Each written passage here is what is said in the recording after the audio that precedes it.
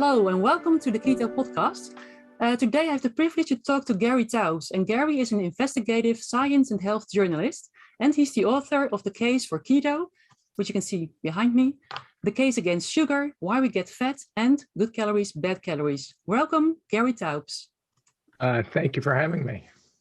Well, thank you so much for accepting my invitation. It's so fantastic to have you in my podcast, and I really appreciate taking the time to do this. Well, for many years, I've been doing all kinds of training and education on low-carb and ketogenic diets, and your name always comes up. You play a big part in the research into nutrition, especially in the low-carb diets, and I believe the first article you ever published on the subject was in the New York Times in 2002, and was titled, "What if it all had been a big fat lie?" if I pronounce it right. And there you wrote that perhaps Dr. Robert Atkins, with his Atkins diet, was correct in suggesting that it was not the fat that makes us fat, but the carbohydrates. But I understand you're not a nutritionist or a scientist originally, but you came from a different background. Could you tell us a bit more about yourself and how you got into writing about nutrition? Okay, so I was a science student in college. I have a physics degree and an engineering degree, and then I went to journalism school because I liked being in college and wanted to be a journalist. Started my career a long time ago in the 1980s at a science magazine in the United States called Discover. And in the mid 80s, I went off to CERN, the European Center for Nuclear Research, cool, to write an article, to write a book about what I thought was going to be a great breakthrough in high energy physics. Today, we would say I was embedded with the physicists. I lived there for 10 months. And I watched the physicists realize that they had screwed up and that they had made a mistake and how they had made a mistake and that there was no great breakthrough and instead it was an embarrassment.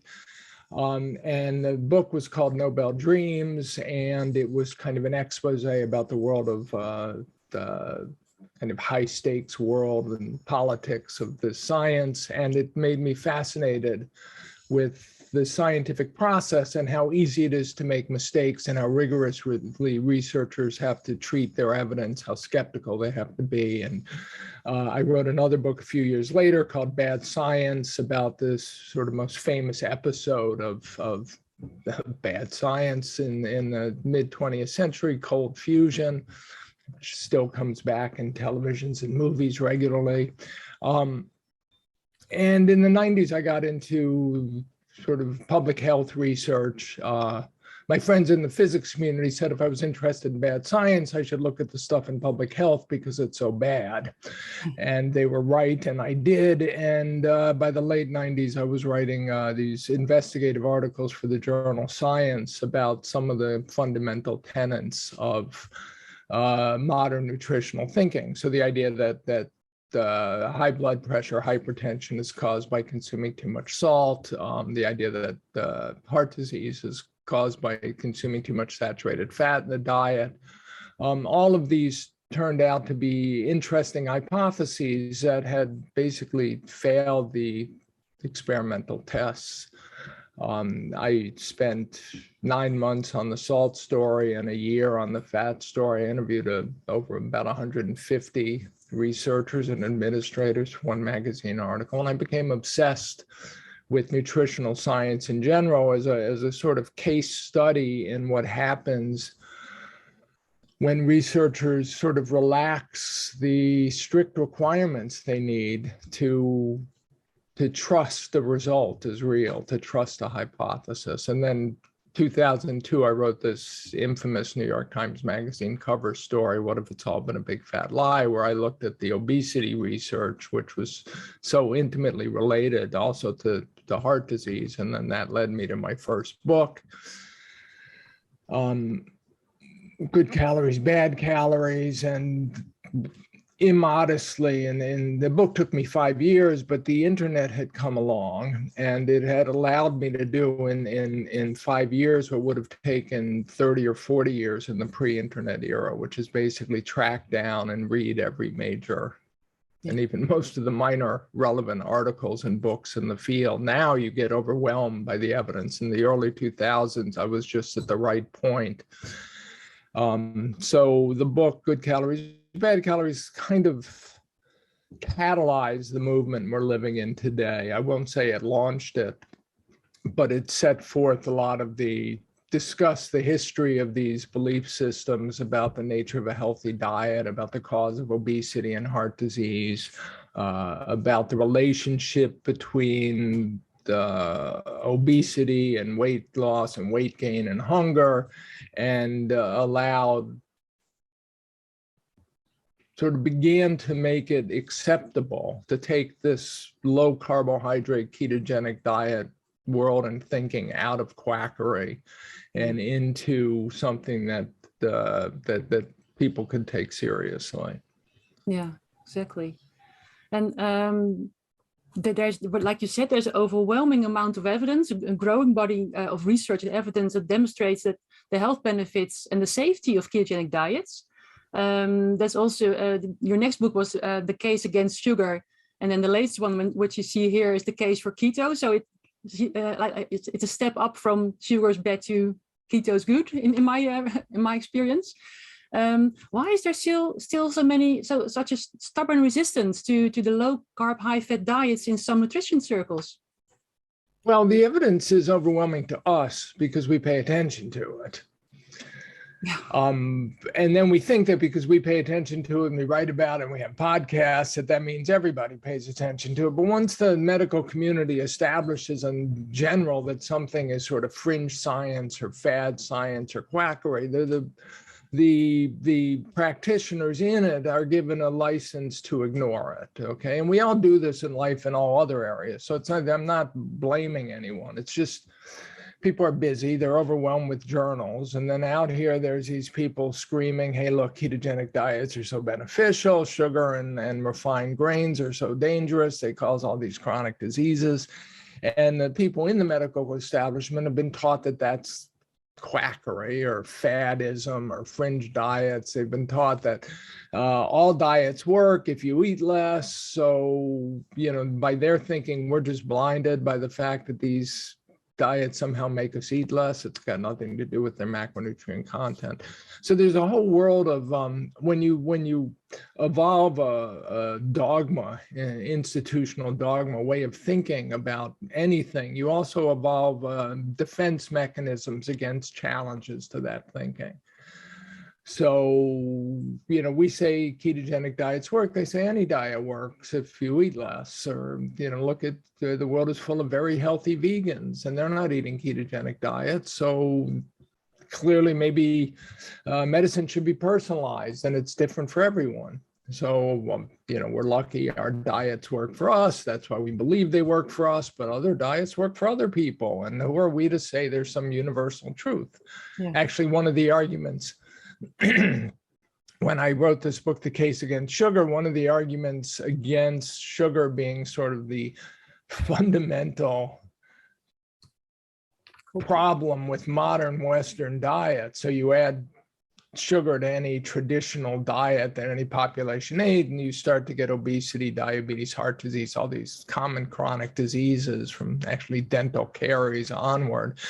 And one of the arguments against is, well, we used to think fat was so bad, and it's not. So clearly implicating any single macronutrient is foolish and wrong. And I would say, well, one of the reasons we don't think fat's so bad anymore is because of my research. But it's like saying we used to think, Mr. Smith killed his wife, but when it turned out that Mr. Smith had an airtight alibi and was elsewhere, we decided that nobody killed her, or it was a multifactorial complex murder, and we can't expect anyone to explain it because, if you get the wrong suspect, it doesn't mean there wasn't another suspect. But so you've got a lot of defense mechanisms out there. People spend their whole lives believing something. Nobody likes to think that what they believe is wrong. If everyone they know believes that, this is the essence of groupthink also. So to backtrack for a second, one of the things I did in the last decade was I co-founded and helped run this organization called the Nutrition Science Initiative that tried to fund experiments that could test these competing hypotheses. But we did fund them. They just didn't work out the way we had hoped. But we would deal with these researchers all the time who believe the conventional thinking about you get fat because you eat too much and dietary fat causes heart disease and moderation is a secret to good health. And they had made their careers and moved up in the establishment, become very, well-respected people, in part because they believed these things, and everyone they knew believed these things, and everyone they respected believed these things. We tend to respect the people who believe what we believe. We think they're smart because they believe what we believe. Yeah. So just to break down all that defense and all that groupthink and all that dogmatic resistance takes time and patience and is sort of an endless struggle. And all the time you're doing it, you have to wonder, maybe I'm the quack. Maybe we're just wrong. Maybe what we're seeing is biased because some very smart people think we are. Then what do you think? What's that? Are we biased? I don't know. I have this, well, we're always biased. Everyone's biased. I was actually asked about 3 or 4 years ago to serve on a panel in a science journalism conference. And we were going to discuss bias in science journalism.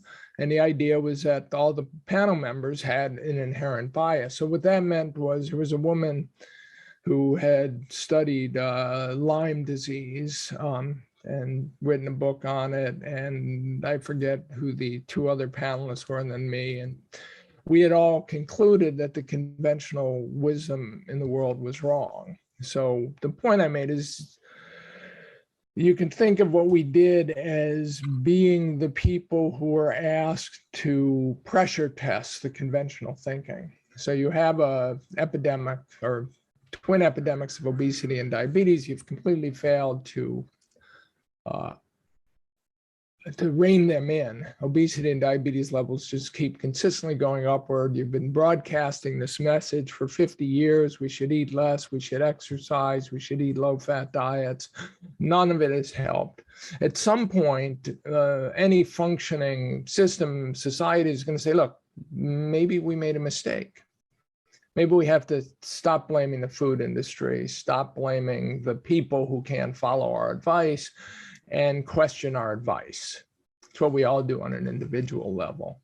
So let's find a bright, ideally you would say, let's find 10 very smart young researchers who can break away from the groupthink in the field and really rigorously, maybe people who could come in from an external field and really analyze the data and the history of our thinking and tell us if we made a mistake.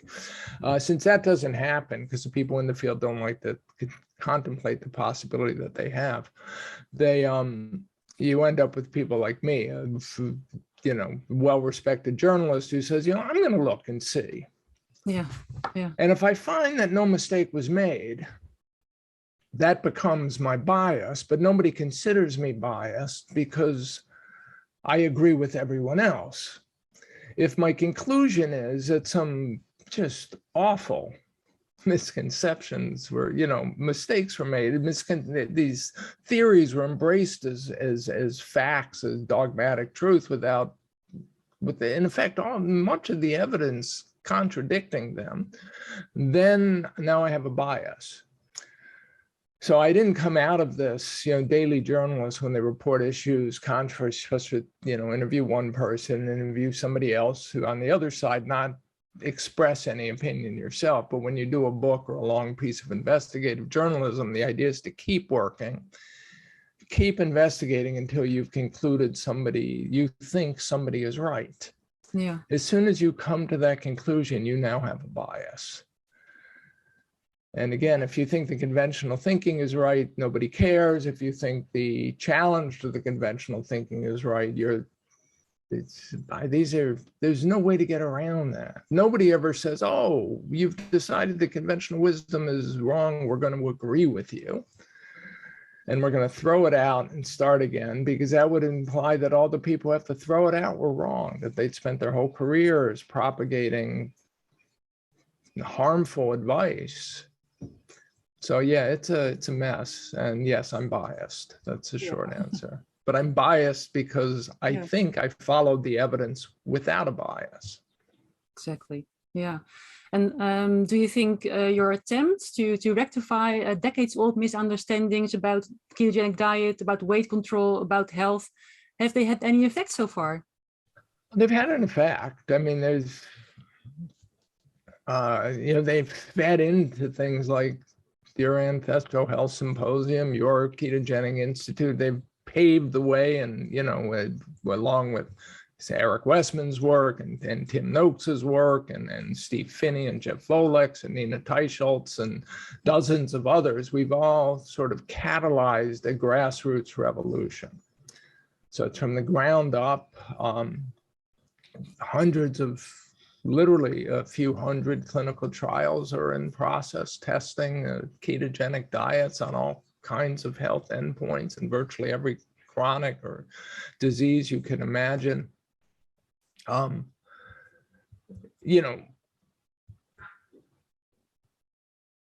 we're still a tiny percentage of the community. We're still on the fringes of the medical community. We're still actually I'm going to say there's even more positive signs lately.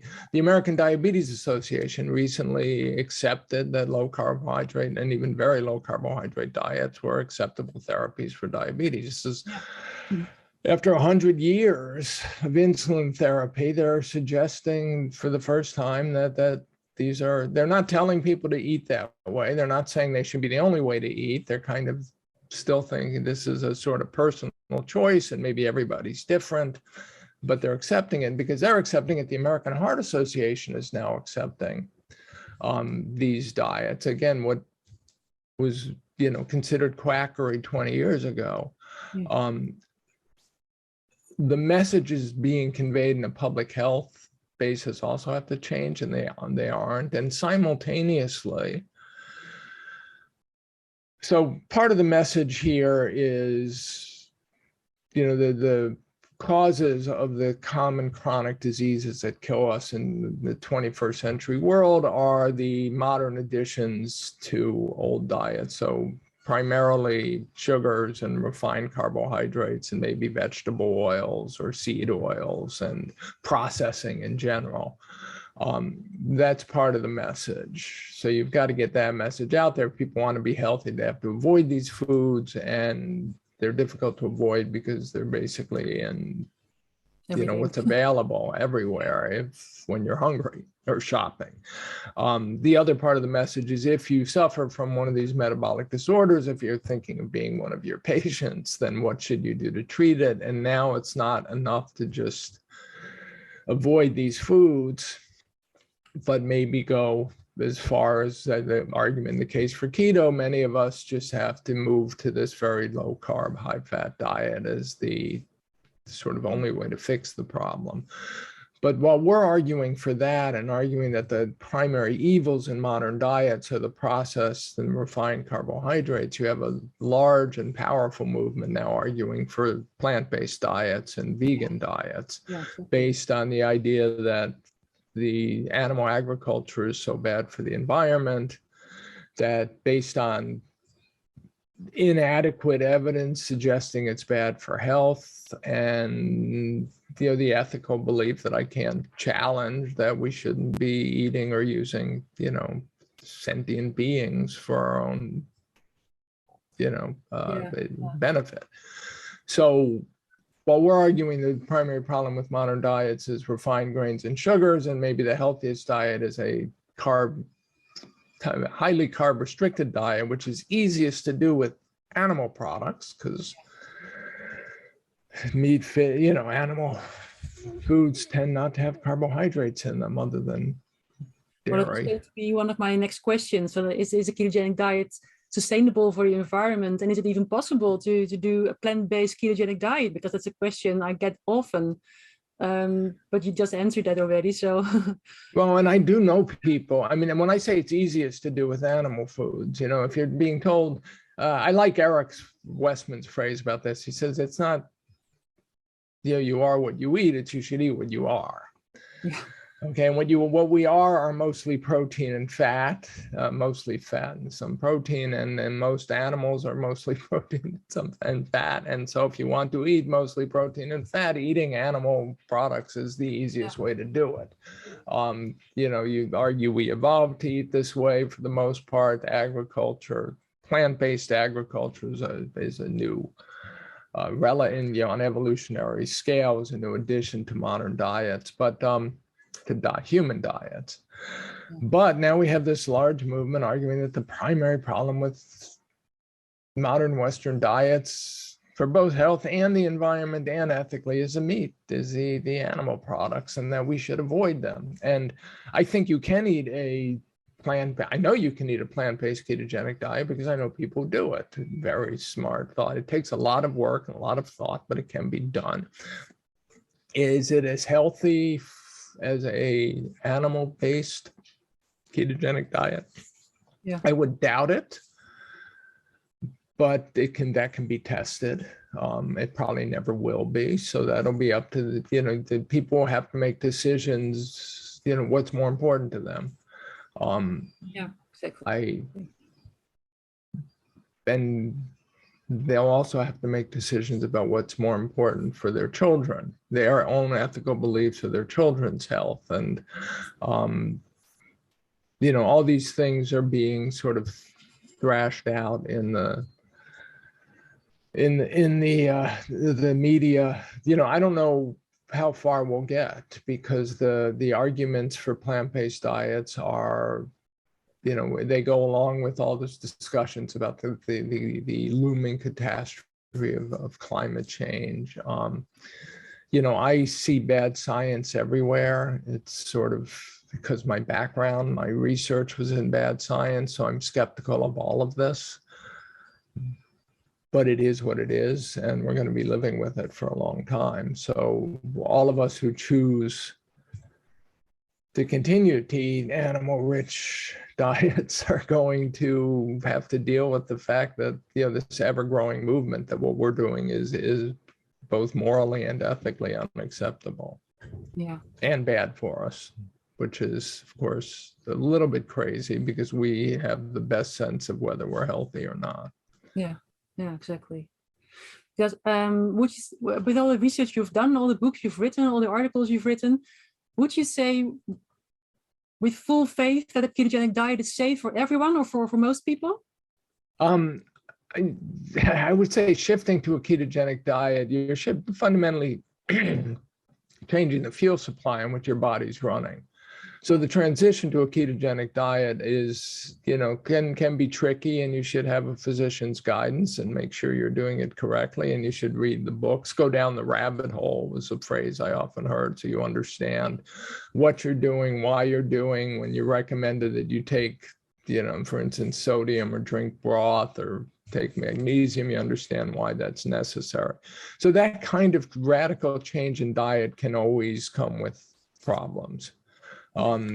It's unfortunate, but this was always the case. Even again, I'm writing a book now on the history of diet and diabetes, and this was always prior to the discovery of insulin and insulin therapy, when in effect ketogenic diets or very low carb diets were the only meaningful therapy for diabetes. If you shifted someone onto a high fat diet quickly, you would have problems.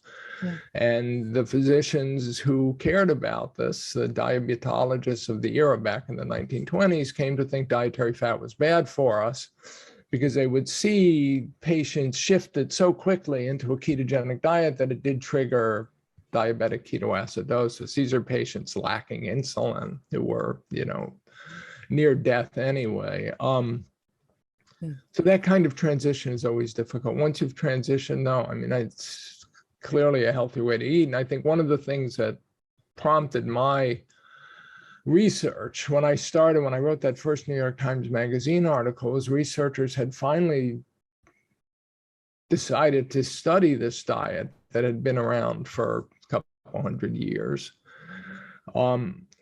and done the clinical trials, and the clinical trials confirmed that not only was it a safe way to eat, it appeared to be a healthier way to eat than the low-fat diet that the American Heart Association was telling Americans to eat at the time, and it's still mostly telling us to eat. Yeah. So yeah, it's safe, but you know, I'm always a little bit. If you know what you're doing. You have to know what you do. Drastically changing your diet requires, you know, being thoughtful about how it's done and being, you know, careful to pay attention to signs and symptoms that might emerge from this transition. Yeah, and perhaps seeking some guidance in the process. Yeah.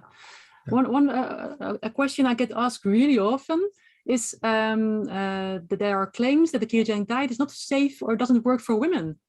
What's your view on that? The idea that it doesn't work for women is more that it might not work as well for weight loss for women, and particularly as women age and go through, you know, experience menopause. There tends to be weight gain that's mostly unrelated to diet. So again, this is one of the arguments that I've made in my books all along, that obesity and fat accumulation is hormonally regulated. And some of the evidence for that always came from, you know, the effect of estrogen and women's, men and women's sex hormones on fat accumulation. So we know, you know, men and women fatten differently. We fatten in different places. When you go through puberty, you know, boys lose fat and gain muscle, women gain fat. This is all the effect of sex hormones. And as women, you know, go through their 40s and into their 50s, they're secreting significantly less estrogen, and that tends to upregulate fat accumulation. Estrogen works to dampen the action of the enzyme that the hormone insulin upregulates, the technical term, this enzyme lipoprotein lipase that pulls fat into fat cells. So I can believe that it's, the argument I make in my books is that the link to diet, the link between fat accumulation and diet, goes primarily through the carbohydrates and the hormone insulin, or insulin and glucagon, if I wanted to get more complicated. And if you want to minimize the effect of diet on fat accumulation or maximize the effect of diet on weight loss, you've got to dramatically lower insulin levels. Basically, you give up carbs. Short story is carbs are fattening. Yeah. But if your fat accumulation is also being driven by these other hormonal factors, that'll have less of an effect. So you would expect, so I'm not surprised when I hear that women say it's harder. Yeah. When I ask physicians, so for the case for keto, I interviewed over 120, physicians who had shifted to our way of thinking about this and who thought the most important thing they could do for their patients is sort of wean them off these carbohydrates in their diet and get them onto something like a very low carb, high fat ketogenic diet. They, for the most part, insisted that they did not see women having more difficulty than men. That it was, yeah, you know, I was surprised because I assumed they would. But again, it's I have, you know, I'm in my 60s. I have many women friends in their 50s, and they do struggle. Yeah. You know. But it's sort of, the argument is this is always going to be the best you can get. You will not find another dietary approach that makes you healthier and, you know, leaner. Yeah. If I speak for myself, I'm almost 50 now. And even I noticed I've been doing ketogenic diet for on and off for a couple of years now. And I find it harder now to get those 2-3 kilos extra off. Well, that's the yeah. You know, I have the same issue as a man in my 60s. It's what I could achieve in my 40s with this sort of mindless Atkins diet, I can no longer achieve in my 60s. Now I have to be rigorous and you know, at some level it's just not worth it.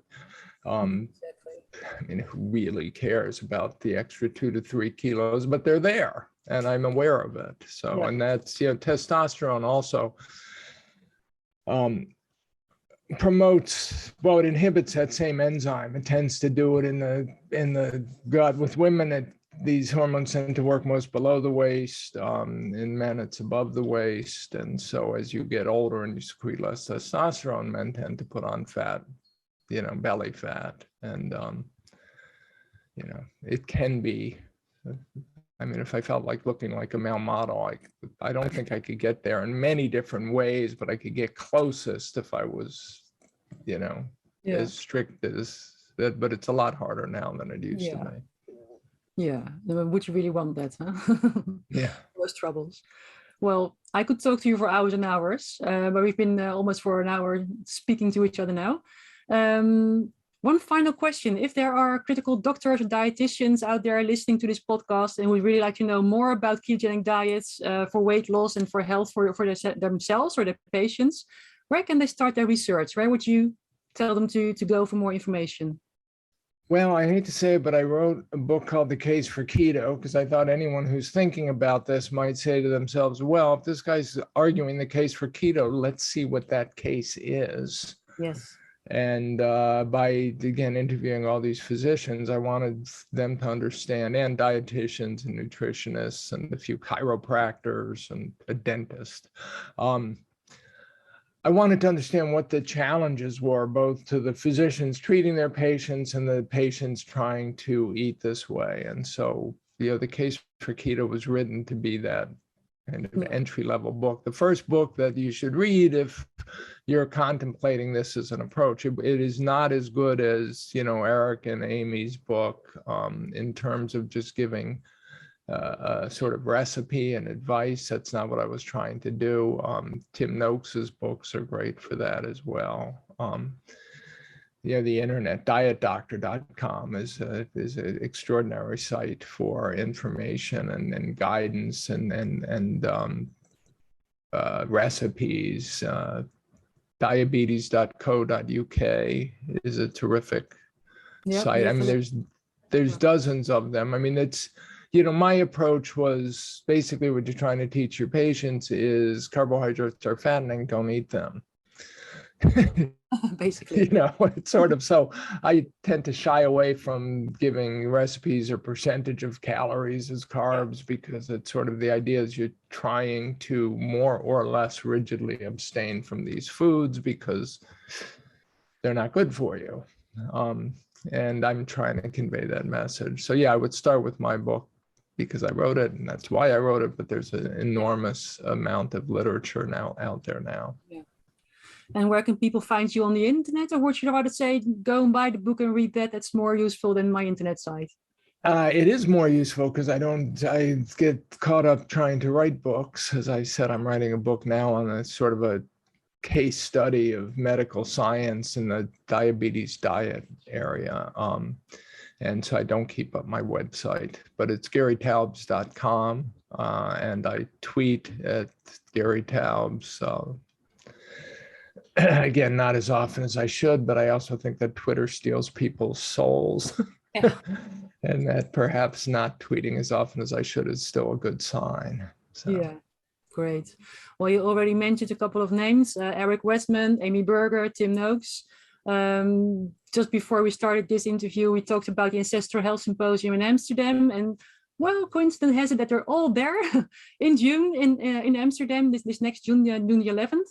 And if there are people out there who want to start getting informed about ketogenic diets or metabolic health, I'd say get yourself a ticket and come to the Ancestral Health Symposium in Amsterdam.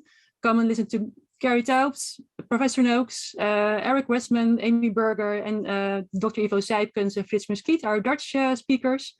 Well, Gary, thank you so much for taking the time today to speak to me. I know you're very busy writing your new book. And you're going to need all your energy to finish it in the next couple of weeks. I look very much forward to meeting you in Amsterdam in June. And well, thank you very much. Oh, thank you for it's been a great conversation. Yeah, I look forward to getting to Amsterdam. Oh, wonderful. Thank you very much. Have a good day. Okay, thank you. Take care.